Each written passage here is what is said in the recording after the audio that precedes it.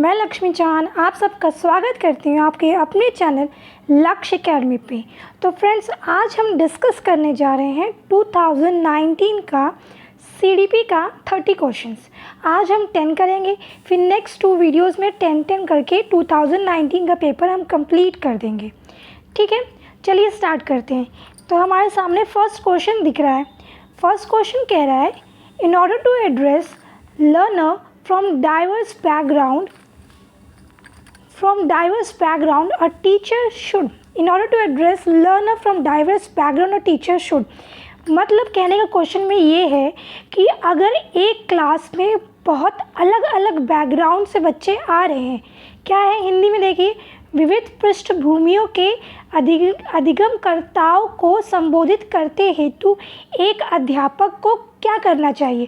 Question ये है कि अब टीचर को क्या करना चाहिए जब उनके क्लास में बच्चे अलग अलग बैकग्राउंड से आते हैं। ठीक है, कोई हिंदू है, कोई मुस्लिम है, ठीक, कोई सिख है, कुछ भी हो सकता है, कोई हाई स्टैंडर्ड का हो सकता है, कोई किसी का स्टेटस लो हो सकता है। तो टीचर को क्या करना चाहिए। तो पहला ऑप्शन बोल रहा है use standardised assessment for all. दूसरा, use statement and strengthen negative stereotype. दूसरा, avoid talking about aspect related to diversity, draw example from diverse setting. तो समझते हैं कि कहना क्या चाह रहे हैं। पहले बोल रहे हैं कि एक स्टैंडर्डाइज असेसमेंट फॉर ऑल, मतलब एक ही तरीका आप चूज़ कर लीजिए सारे बच्चों के लिए। हो सकता है क्लास में कोई स्लो लर्नर हो, कोई फास्ट लर्नर हो, तो हमको अलग अलग तरीके लेने चाहिए, अलग अलग मानकीकृत आंकलन यूज़ करना चाहिए। ठीक है। दूसरा बोल रहा है use statement that strengthen the negative stereotype, ऐसे कथनों का इस्तेमाल करना चाहिए जो नकारात्मक रूढ़िवाद धारणाओं को मजबूत करे। मतलब हमको एक नेगेटिव स्टीरियोटाइप को प्रमोट करना चाहिए। ठीक है, ये भी पॉसिबल नहीं है, ये भी करेक्ट ऑप्शन नहीं है। हम रूढ़िवादिता को क्यों प्रमोट करें। ठीक है, बीइंग अ टीचर हमको तो इसको प्रमोट नहीं करना, हमको इसको हटाना है बच्चों के दिमाग से। थर्ड ऑप्शन बोल रहा है talking about aspect related to diversity. ठीक है, यानी कि विविधता संबंधी मुद्दों पर बातचीत टालनी चाहिए। नहीं, ये भी नहीं है। हमको उन बातों को खोल के बच्चों के सामने रखना चाहिए, उनको समझाना चाहिए, अपने विचार प्रकट करना चाहिए और उनके विचार समझने की कोशिश करनी चाहिए एज अ टीचर। और चौथा एग्जाम्पल है draw example from diverse setting. ये ऑप्शन सबसे सही है, ऑप्शन 4, कि हमारे वातावरण में बहुत सारे ऐसे एग्जाम्पल्स हैं जिनको हमको खोल के बच्चों के सामने रख देना चाहिए।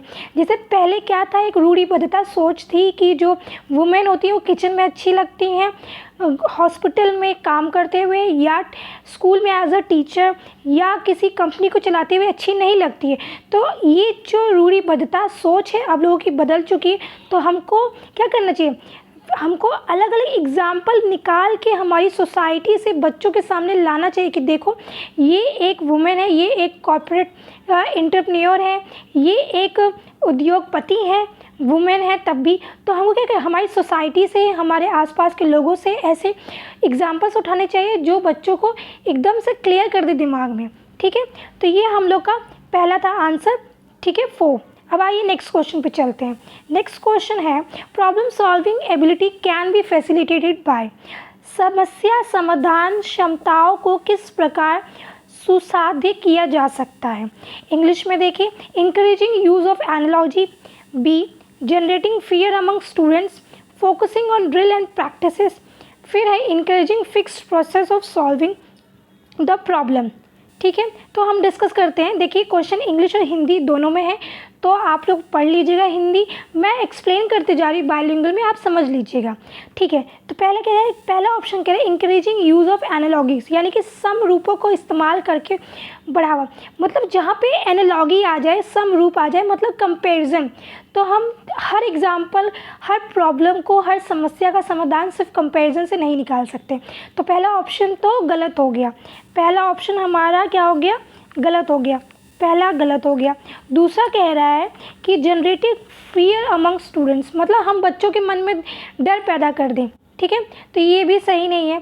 फिर focusing on drill and practices, यानी कि लगातार अभ्यास और कार्यान्वयन पर जोर देकर बार बार आप एक ही चीज़ को रटवा रहे हैं। ठीक है, कि ये ऐसे कर लो, ऐसे 2 दूनी 1, 2 दूनी 2, 2 दूनी 4 ऐसे करके अगर आप करा रहे हैं तो वो तो गलत है, ये तो रटवाना है और रटवाने पे हमको फोकस नहीं करना है, ठीक है। तो ये जो हमारा ऑप्शन 3 है ये भी गलत हो गया। अब ऑप्शन 4 देखते हैं, ठीक है। ऑप्शन 4 बोला encouraging fix process of solving the problem, मतलब एक ही हर समस्या का एक ही तरीका बच्चे को बता देना कि ये एक तरीका है, इसको आप रट्टा मार लीजिए, ठीक है, इसी से क्वेश्चन सॉल्व होगा। तो देखिए अब इन 4 ऑप्शन के हिसाब से देना है, ठीक है। 4 ऑप्शन के हिसाब से सबसे सही कौन सा है। फेयर वाला तो गलत है, बार बार एक ही चीज़ को रट्टा लगाना, ड्रिल एंड प्रैक्टिस, ये भी गलत है, फिक्स प्रोसेस ऑफ सॉल्विंग ये भी गलत है। तो इन 4 क्वेश्चन के हिसाब से ऑप्शन 1 सही है, ठीक है। इन 4 क्वेश्चन के हिसाब से मैंने कहा था कि ये गलत हो सकता है क्योंकि हर प्रॉब्लम का सॉल्यूशन एक तरीके से कंपैरिजन से नहीं निकाल सकते, लेकिन हमको इन क्वेश्चन में ऑप्शन दिए गए, जितने भी ऑप्शन दिए उसके हिसाब से हमको बेस्ट चूज़ करना होता है, ठीक है। तो इन चारों में से बेस्ट हमारा यही है, इंकरेजिंग यूज़ ऑफ एनालॉजी, ठीक है। बाकी फियर देख लीजिए, हम बच्चों के मन में डर पैदा करके तो नहीं सॉल्व करा सकते हैं, बार बार एक चीज़ को ड्रिल और प्रैक्टिस करा के भी नहीं गए, और एक फिक्स तरीका बता दें ये भी गलत है, ठीक है। तो ये हमारा हो गया क्वेश्चन 2। अब आइए क्वेश्चन 3 पे चलते हैं। क्वेश्चन 3 ये बोल रहा है, देखिए इंग्लिश हिंदी दोनों दिख रहा है साफ साफ। In order to address the needs of students who are facing learning difficulty, a teacher should not। Question ये बोल रहा है वो स्टूडेंट जिनको पढ़ने लिखने में परेशानी होती है उनके लिए टीचर को क्या नहीं करना चाहिए। देखिए हमको बार बार मैं आपको एक चीज़ बता रही हूँ कि एग्ज़ाम में जब जाइए तो क्वेश्चन अच्छे से पढ़िए। यहाँ पे नॉट लिखा है, नॉट को अच्छे से देखिएगा, बस यहीं पे बच्चे गलती करते हैं, ठीक है, बस यहीं पे बच्चे गलती करते हैं। तो क्या है, हम टीचर को क्या नहीं करना चाहिए, do individualised educational planning, practice rigid structure for pedagogy and assessment, use multiple audio visual aids, use constructive pedagogical approach, ठीक है। अब देखिए हम एक एक करके डिस्कशन करते हैं ये चारों ऑप्शंस को। पहला है ये कि डू इंडिविजुअलाइज्ड प्लानिंग, ठीक है। इंडिविजुअलाइज्ड प्लानिंग क्या है, मतलब व्यक्तिगत शैक्षिक योजना बनाना, मतलब हर बच्चा क्लास में तेज नहीं हो सकता, हर बच्चा क्लास में कमज़ोर नहीं हो सकता है, तो अलग अलग बच्चे के हिसाब से लेसन प्लानिंग बनाना, ठीक है। तो ठीक है, ये तो हमको करना चाहिए, हमसे नॉट पूछा है तो ये ऑप्शन नहीं होगा हमारा। दूसरा है practice rigid structure for pedagogy and assessment.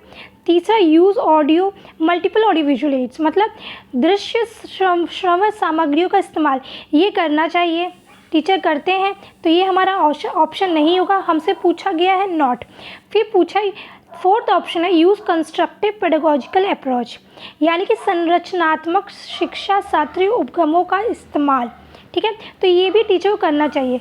तो हमसे पूछा है नॉट, तो नॉट में हमारा ऑप्शन होगा सी, यानी कि practice rigid structure for pedagogy and assessment, यानी कि टीचर को एक फिक्स्ड स्ट्रक्चर ही नहीं करना चाहिए यूज़, ठीक है, ठीक, एक जटिल संरचना का प्रयोग नहीं करना चाहिए, उनको क्या फ्लेक्सिबल संरचना का प्रयोग करना चाहिए, इसलिए हमारा ऑप्शन क्या होगा, ऑप्शन 2। क्लियर। अब आइए हम फोर्थ देखते हैं। फोर्थ क्वेश्चन है ये, फोर्थ क्वेश्चन बोल रहा है dash is the primary identifying features of creativity, सृजनात्मक की पहचान का प्रमुख लक्षण क्या है, ठीक है। हाइपर एक्टिविटी, इनअटेंटिवनेस, लो कॉम्प्रिहेंशन, डाइवर्जेंट थिंकिंग, यानी कि अति सक्रियता, असतर्कता, कम परिज्ञानात्मक या बोधकता या अपसारी चिंतन। अब आप लोग सिंपल सा एक क्वेश्चन कहने का ये मतलब है कि अगर कोई बच्चा बहुत क्रिएटिव है, ठीक है, तो उसमें कौन से गुण होंगे, कौन से फीचर्स होंगे जिससे हम पहचान सकते हैं कि वो बच्चा बहुत क्रिएटिव है। तो दे हाइपर एक्टिविटी नहीं, ये भी नहीं है। इनअटेंटिवनेस यानी कि असक्रियता, यानी कि वो अटेंटिव नहीं है क्लास में। लो कॉम्प्रिहेंशन यानी कि कम परिज्ञानता, मतलब वो चीज़ों को समझ नहीं पा रहा, कॉम्प्रिहेंड नहीं कर पा रहा कि क्या लिखा है उसको पढ़ के समझ नहीं पा रहा, तो ये भी नहीं है क्रिएटिव चाइल्ड का फीचर। फिर फोर्थ है डाइवर्जेंट थिंकिंग। डाइवर्जेंट थिंकिंग का मतलब समझिए, कहने का मतलब है कि आपके पास एक प्रॉब्लम है तो जो क्रिएटिव चाइल्ड होगा उसके 4 सॉल्यूशन निकाल देगा, 4 सॉल्यूशन निकाल देगा, ठीक है। तो वही है डाइवर्जेंट थिंकिंग, मतलब वो चारों तरफ सोच पा रहा है, एक प्रॉब्लम के चारों तरफ का सॉल्यूशन ढूंढ पा रहा है कि अच्छा एक सवाल इस तरह से भी सॉल्व हो सकता है, इस तरह से भी, इस तरह से, इस तरह। तो वो क्रिएटिव चाइल्ड है, मतलब एक सवाल के बहुत सारे एस्पेक्ट्स, मतलब सारे के सारे पक्ष को वो देख पा रहा है, समझ पा रहा है। तो इसलिए हमारा ऑप्शन, हमारा सही आंसर होता है आंसर 4, डाइवर्जेंट थिंकिंग। ठीक है, चलो ये हो गया क्वेश्चन 4। अब क्वेश्चन 5 देखते हैं। Which of the following is the most effective mode of teaching learning? Which of the following is the most effective mode of teaching learning? निम्न में से अध्यापक अधिगम का सबसे प्रभावशाली माध्यम कौन सा है? मतलब इसमें पूछा गया सबसे अच्छा तरीका कौन सा है, ठीक है, टीचिंग लर्निंग का। तो कह रहा है फर्स्ट ऑप्शन है ऑब्जर्वेशन विदाउट एनालिसिस, ठीक है, imitation and repetition, rote memorisation of content, exploration of relationship between concept. अब हम समझते हैं एक एक ऑप्शन नाम से, ठीक है, रटने से क्वेश्चन नहीं सॉल्व होगा, समझना ज़रूरी है। तो पहला ऑप्शन है ऑब्जर्वेशन विदाउट एनालिसिस, मतलब कि आप कोई चीज़ ऑब्जर्व कर रहे हैं, ठीक है, देख रहे हैं, समझ रहे, पर उसकी एनालिसिस नहीं कर रहे। एनालिसिस मतलब अवलोकन नहीं कर पा रहे कि अच्छा इस चीज़ से मेरा क्या बुरा हो सकता है, इस चीज़ से क्या अच्छा हो सकता है। जैसे कोई क्वेश्चन है, उसके कितने सॉल्यूशन हो सकते हैं, कितने तरीके से हम कर सकते हैं, ये एनालिसिस अवलोकन हम नहीं कर पा रहे हैं। तो ये तो नहीं हो सकता, पहला तो बिल्कुल नहीं हो सकता है। दूसरा इमिटेशन एंड रिपीटेशन, ठीक है, देख के कॉपी करना फिर रिपीट करना, अनुकरण, नकल और दोहराना, मतलब टीचर ने जैसा ब्लैक बोर्ड में लिख दिया उसको छाप देना और एग्ज़ाम में जाके उसको दोहरा देना। तो ये भी टीचिंग लर्निंग का तरीका नहीं, ये भी गलत है।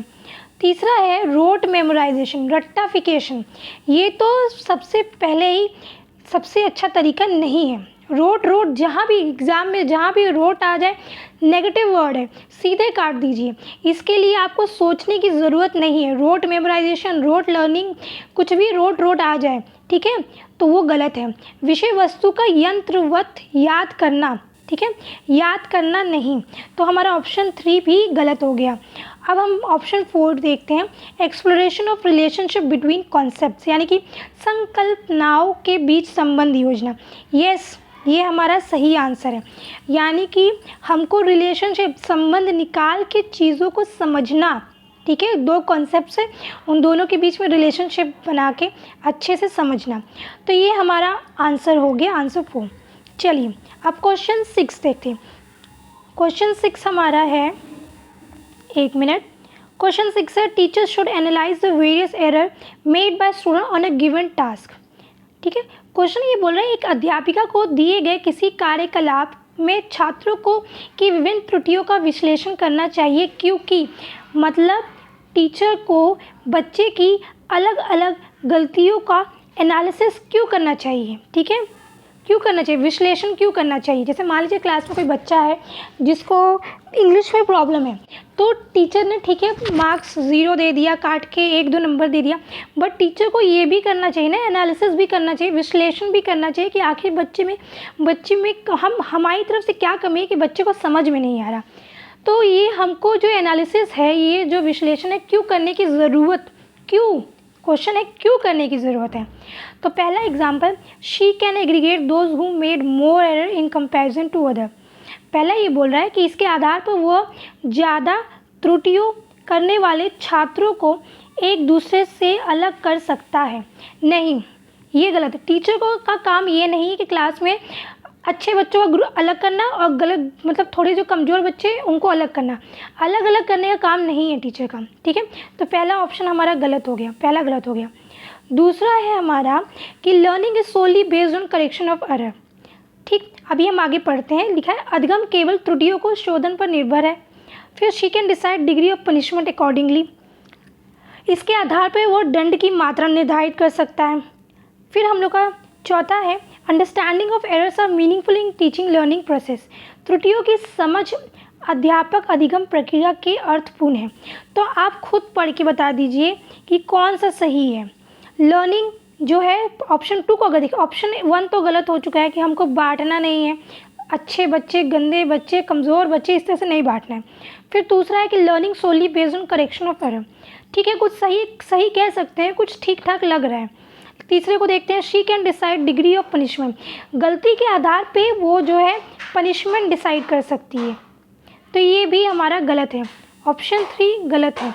ऑप्शन 4 पे आइए, ऑप्शन 4 है त्रुटियों की समझ अध्यापक अधिगम प्रक्रिया के लिए अर्थपूर्ण है। मतलब जो गलतियां हम कर रहे हैं, जो भी एरर्स हम कर रहे हैं, उसको समझना बहुत इम्पॉर्टेंट है टीचिंग लर्निंग प्रोसेस के लिए। तो हमारा आंसर 4 हो गया, ठीक है। तो हमारा आंसर करेक्ट हो गया 4, आंसर हो गया 4। तो ये तो हमारा क्वेश्चन नंबर 6। अब 7 पे आइए, motivation to learn can be sustained by, अधिगम की अभिप्रेरणा किस प्रकार कायम रखा जा सकता है। बच्चे को हम पढ़ने के लिए कैसे मोटिवेटेड कर सकते हैं। पहला ऑप्शन है giving very easy task to children, focusing on rote memorisation, punishing the child, focusing on mastery oriented. अब चारों को आप आराम से पहले पढ़ लीजिए, ठीक है। समझना बहुत ज़रूरी है, कोई जल्दी नहीं है, आराम से पढ़िए समझिए। तो देखिए, giving very easy task to children, अगर हमको बच्चों को मोटिवेट करना है पढ़ने के लिए तो बहुत आसान से कार्य देने होंगे, ठीक है। देखते हैं, लेकिन कुछ खास नहीं लग रहा। नेक्स्ट देखते हैं, फोकसिंग ऑन रोड मेमोराइजेशन। मैंने पहले ही कहा था, जहां आपके किसी भी ऑप्शन में, किसी भी क्वेश्चन में रोड मेमोराइजेशन आ गया, उसको आँख बंद करके काट दीजिए। तो रोड मेमोराइजेशन जो है, इसको हम लोग पहले ही काट देते हैं, रोड मेमोराइजेशन गलत है, ठीक है। ऑप्शन 2 गलत है साफ साफ। पनिशिंग द चाइल्ड, क्या बच्चे को दंड देने से, मारने पीटने से बच्चा मोटिवेटेड रहेगा पढ़ने से? नहीं, उससे तो और वो भागेगा पढ़ाई से कि मेरा पढ़ने का मन नहीं, मैम मारती है, मुझसे एक क्वेश्चन गलत होता है 4 डंडे मारती हैं, 6 डंडे मारती हैं। तो ये तो नहीं है, इससे बच्चा मोटिवेट नहीं हुआ। तो हमारा ऑप्शन 3 भी गलत हो गया, ठीक है। ऑप्शन 3 गलत हो गया। अब ऑप्शन 4 देखिए, ऑप्शन 4 कह रहे हैं focusing on mastery oriented goals. Mastery oriented यानी कि प्रवीणता अधिमुखी लक्ष्यों पर जोर देना। जी हाँ, इससे बच्चा हमारा मोटिवेटेड रहेगा कि हम बच्चे को फोकस, मतलब मोटिवेट करें कि वो मास्टरी और अच्छा। जैसे मान लीजिए बच्चा मैथ्स में अच्छा है, तो हम उसको और ज़्यादा प्रमोट करेंगे कि बेटा आप और अच्छे करिए, और अलग अलग टाइप के क्वेश्चंस लगाइए, और अलग अलग बुक सॉल्व करिए, जिससे कि आप मास्टर हो जाएं अपने सब्जेक्ट में, ठीक है। तो ये हमारा हो जाएगा। उसके बाद हमारा ऑप्शन कौन सा सही हुआ? ऑप्शन हमारा, पहले देखिए इसमें 2 ठीक ठाक लग रहे थे, एक ऑप्शन 1 ठीक लग रहा था, दूसरा 4, लेकिन ऑप्शन 1 के हिसाब से 4 ज़्यादा बेस्ट ऑप्शन है। तो हमारा ऑप्शन क्या हो जाएगा? करेक्ट आंसर 4 हो जाएगा, 1 नहीं। तो हमारा आंसर है answer 4, focusing on mastery oriented goals, ठीक है। तो ये हमारा क्वेश्चन 7 हो गया। अब आइए क्वेश्चन 8 को देखते हैं हम। शेम यानी कि शर्मिंदगी is very effective to motivate the children to learn. बच्चों को अधिगम हेतु अभिप्रेरित करने के लिए बहुत प्रभावशाली है। Should be generated frequently in the teaching learning process. के भाव को अध्यापक अधिगम प्रक्रिया में बारंबार पैदा करना चाहिए। Has no relationship to cognition. शर्मिंदगी का संज्ञान से कोई संबंध नहीं है। फिर can have negative impact on cognition. शर्मिंदगी का संज्ञान पर नकारात्मक प्रभाव पड़ सकता है। जी हाँ। अब बताइए शेम, अब हम इसको डिस्कस करते हैं कि शेम क्या है। Very effective to motivate. पहला देखिए, क्या ये बहुत इफ़ेक्टिव होता है, बहुत अच्छा होता है बच्चे को मोटिवेट करने के लिए कि तुमने 10 क्वेश्चन गलत किए, चलो 4 डंडे खाओ, चलो तुम मुर्गा बन जाओ। क्या इससे बच्चा और मोटिवेटेड रहेगा कि हाँ अब तो मैं नेक्स्ट टाइम टॉप कर दूँगा? नहीं, इससे बच्चा और डाउन फील करेगा कि अरे क्लास के सामने मैम ने मेरी बेइज्जती कर दी, मेरे एक ही क्वेश्चन गलत था। अब वो नेक्स्ट टाइम भी अगर और अच्छा कर भी सकता था तो अब वो उतना अच्छा नहीं करेगा। तो पहला तो ऑप्शन गलत हो गया, ठीक है। दूसरा देखिए, should be generated frequently in teaching learning process, यानी कि बार बार शेम को, बच्चे को शर्मिंदा करना, बार बार क्लास में बेइज्जती करना, ये क्लास में टीचिंग लर्निंग के प्रोसेस में बार बार यूज़ करना चाहिए शेम को। कैसे? बार बार किसी बच्चे को आप शर्मिंदा कर रहे हैं तो उससे तो उसका जो सेल्फ कॉन्फिडेंस है वो तो एकदम लो हो जाएगा। वो तो सीधे उसको लगेगा कि अरे यार मैं तो कुछ भी नहीं कर सकता। जो थोड़ा मोड़ा उसको लगता होगा बेइज्जती करने के बाद, तो और उसको लगेगा कि नहीं मैं कुछ नहीं कर सकता, और डाउन फील करेगा। तो हमारा जो ऑप्शन बी है, 2 है, वो भी गलत, 1 गलत, 2 गलत। फिर है has no relationship to cognition. Shame का कॉग्निशन पे, यानी कि शर्मिंदगी का संज्ञान से संबंध नहीं। कैसे नहीं है? अगर मैम ने तुमको क्लास में बेइज्जती कर दी 30 बच्चों की क्लास में, तो आप दिन भर तो इसी के बारे में सोचेंगे, अपने संज्ञान से सोचेंगे कि अरे आज मेरी बेइज्जती हुई, सब बच्चे मेरे ऊपर हंस रहे थे, हाँ, कि अब क्या होगा मेरा, मैं नेक्स्ट टाइम कैसे क्लास में जाऊँगा। तो ये तो भाई गलत है। ऑप्शन सी भी हमारा गलत है। ऑप्शन 1 2 3 गलत। अब can have negative impact on cognition, शर्मिंदगी का संज्ञान पे नकारात्मक प्रभाव पड़ सकता है। जी हाँ, अगर क्लास में हमारी बेइज्जती हुई है तो बच्चा 2-3 दिन तो एटलीस्ट लेगा ही उस चीज़ को सोचने में, बार बार वही चीज़ सोचेगा। ठीक है, तो हमारा ऑप्शन हो गया 4। चलिए अब क्वेश्चन 9 पे चलते हैं। Constructive view of learning suggest that children dash construction of their own knowledge. अधिगम का संरचनात्मक विचार यह सुझाव देता है कि ज्ञान की संरचना में बच्चा क्या करता है? प्ले एन एक्टिव रोल, बच्चे सक्रिय भूमिका निभाते हैं। और solely dependent on text book in, अब बच्चे पूर्ण रूप से पाठ्य पुस्तक पर निर्भर करते, पाठ्य पुस्तक और ये है टेक्स्ट बुक। फिर option 3 have no role to play in, मतलब सोचिए नॉलेज ज्ञान करने में बच्चा जो पढ़ रहा है उसका कोई ज्ञान मतलब कोई भूमिका ही नहीं है, कोई रोल ही नहीं है। ठीक है, और ऑप्शन 4 ये बोल रहा है are solely depend on adults for, बच्चा पूरा का पूरा अपने टीचर्स पर डिपेंड करता है। एक बार हम डिस्कस करते हैं, चारों ऑप्शन को रटना नहीं है, चीज़ें समझना है। देखिए अब हम नीचे से स्टार्ट करते हैं ऑप्शन 4 से। अब बच्चा जो है नॉलेज बनाने में, ज्ञान को बिल्ड करने में क्या सिर्फ एडल्ट पे डिपेंड रहता है? एडल्ट मतलब टीचर, पेरेंट्स हो गए, फिर बड़े भाई बहन, सिर्फ उन्हीं पे, उसका खुद का कोई ज्ञान रोल नहीं होता है, तो ये गलत हो गया।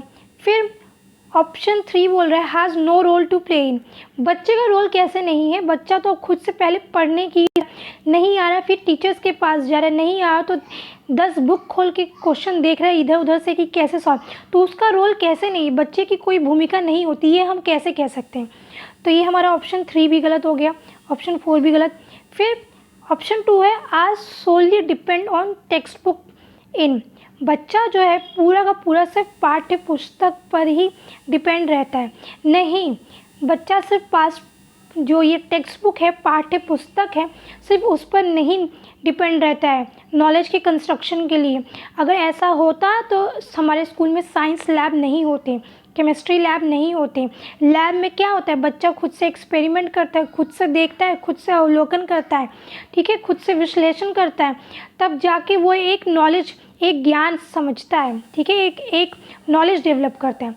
तो हमारा ऑप्शन है option 1, correct option option 1, play an active role in, बच्चे का बहुत इंपॉर्टेंट भूमिका है नॉलेज को बिल्ड करने में। तो हमारा ऑप्शन हो गया 1। अब आइए हम लोग चलते हैं क्वेश्चन 10 पर। क्वेश्चन 10 बोल रहा है which of the following believe is good for learning, अधिगम के लिए निम्न में से कौन सी धारणा उपयुक्त है? ठीक है, पहला ये है efforts don't make any difference, failure is uncontrollable, ability is improvable, ability is fixed. यानी कि क्या है? Effort don't make any difference. पहले हम डिस्कस करते हैं ऑप्शन 1, प्रयासों का कोई फ़र्क नहीं पड़ता। ऐसा कैसे कह सकते हैं?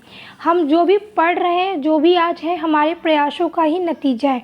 आज हम यहाँ पे आए हैं, सीटेट के लिए पढ़ रहे हैं, तो हमने प्रयास करते करते बीएड कंप्लीट किया, अब प्रयास करते करते सीटेट भी निकाल दें, तो ये कहना एकदम गलत होगा।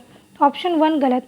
फिर ऑप्शन 2, फेलियर इज़ अनकंट्रोल, मतलब असफलता अनियंत्रित। ऐसा थोड़े फेलियर अनकंट्रोल, हम पढ़ेंगे लिखेंगे तो अपना जो नंबर है, जो हम फेल होने वाले थे जिस नंबर से, हम पास नहीं हो सकते, फेलियर को कंट्रोल नहीं कर सकते, असफलता नियंत्रण में आ सकता है। तो ऑप्शन 2 भी गलत हो गया। फिर ऑप्शन 3, एबिलिटी इज़ इम्प्रूवेबल, यानी कि योग्यता सुधारे है। ठीक है, ये एकदम सही ऑप्शन है, यानी कि हमारी जो एबिलिटी है हम दिन प्रतिदिन उसे इम्प्रूव कर सकते हैं।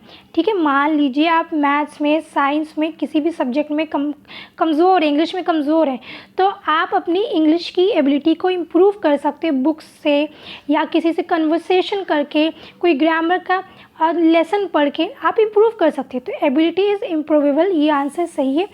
4th आप डिस्कस कर लेते हैं। 4th क्या है? एबिलिटी इज़ फिक्स्ड, ऐसा नहीं है, योग्यता अटल नहीं है, योग्यता को हम इम्प्रूव कर सकते हैं, बढ़ा सकते हैं। ठीक है, तो हमारा एबिलिटी इज़ फिक्स्ड ये गलत है, एबिलिटी हमारी फ्लेक्सिबल होती है। ठीक है, तो इसका राइट आंसर है योग्यता सुधारे है। तो फ्रेंड्स, ये थे हमारे आज के 4 क्वेश्चंस। और अगर आपको मेरा वीडियो, मेरा जो समझाने का तरीका है पसंद आ रहा है, तो प्लीज़ मेरे चैनल को सब्सक्राइब करिए, लाइक करिए। प्लीज़ फ्रेंड्स, लाइक तो पक्का करिए ताकि मुझे आइडिया लगे कि मैं कैसा कर रही हूँ। और आप मेरे कमेंट बॉक्स में जाके अपने सुझाव, सजेशंस या कुछ भी क्वेश्चन, डाउट, कुछ भी आप कहना चाहते हैं तो मेरे कमेंट सेक्शन पे प्लीज़ प्लीज़ प्लीज़ कमेंट करिए। मैं नेक्स्ट 10 क्वेश्चन आपको जल्दी दूँगी। Thank you friends. तो इसके साथ आप भी अपना जाइए, आराम से सॉल्व करिए, एंजॉय करिए। Okay, bye bye.